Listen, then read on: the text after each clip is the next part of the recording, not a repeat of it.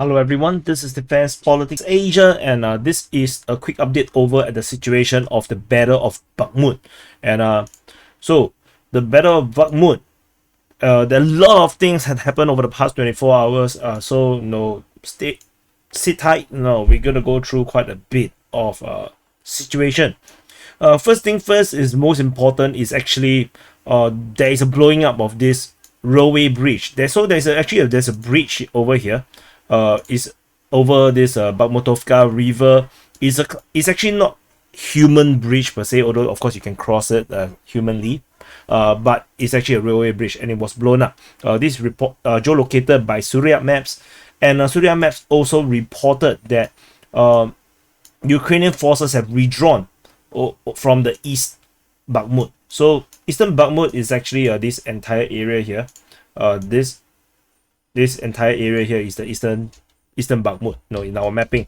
And Ryba actually also corroborated this information by saying that the Ukrainian armed forces have withdrawn a significant part of their forces from the eastern part of Bakhmut, and then after they withdraw from this eastern part of Bakhmut, they actually blown up the bridge.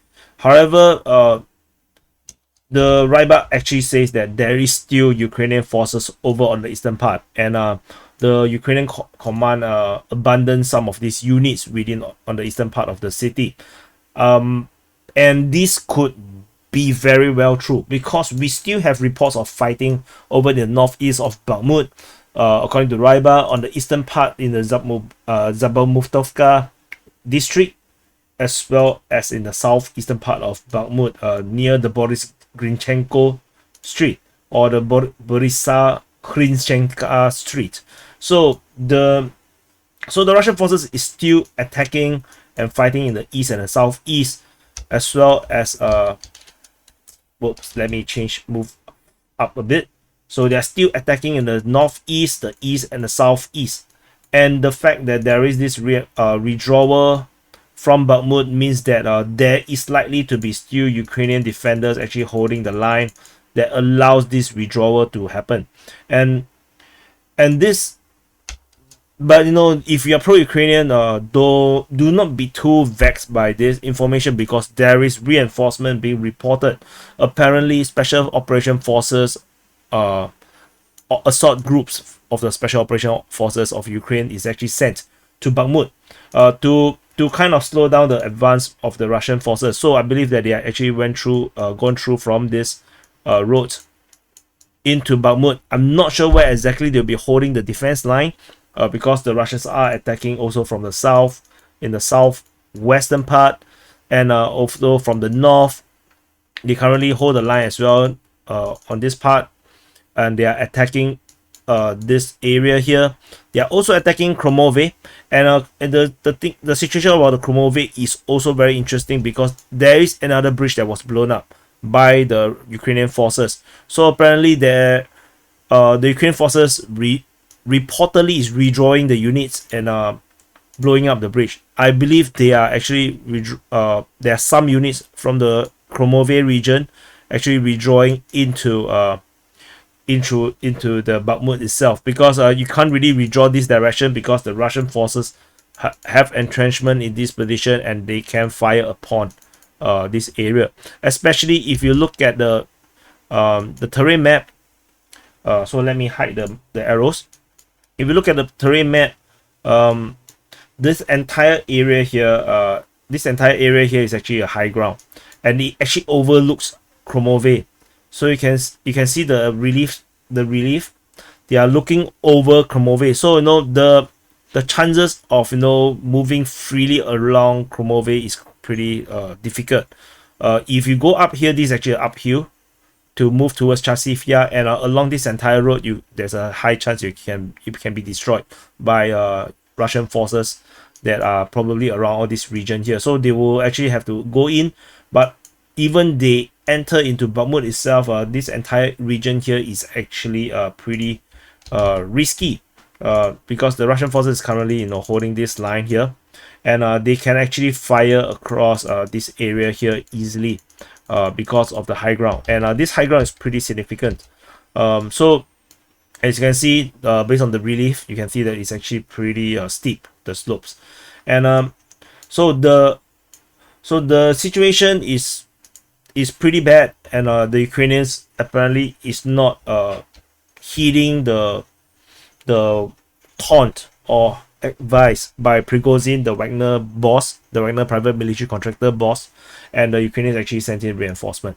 So this reinforcement, of course, based on a previous instance of when a line is about to break. Sometimes this kind of reinforcement is actually to hold certain lines to allow organized withdrawal. So that also could be possible.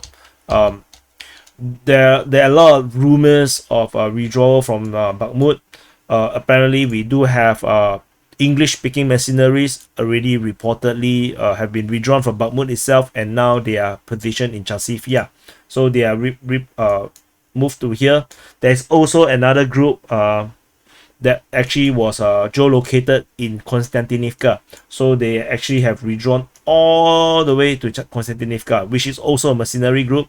This one, Chasivya, is from English speaking. So some of these more vulnerable groups, the mercenary groups, which they cannot be caught because if they are caught, they are not going to be given POW treatments, are withdrawn first. And this, however, is also the most effective troops the Ukrainians have, along with their regular troops that were more experienced, maybe survived all the way over the past 1 year. So this is the situation over at the Bakhmut city itself. On the greater Bakhmut, we have the Russians continue to be attacking towards Bodanivka. The fight for Khromove is still ongoing. They have not captured the town, the small village, despite there is the Ukrainian rumors of withdrawal.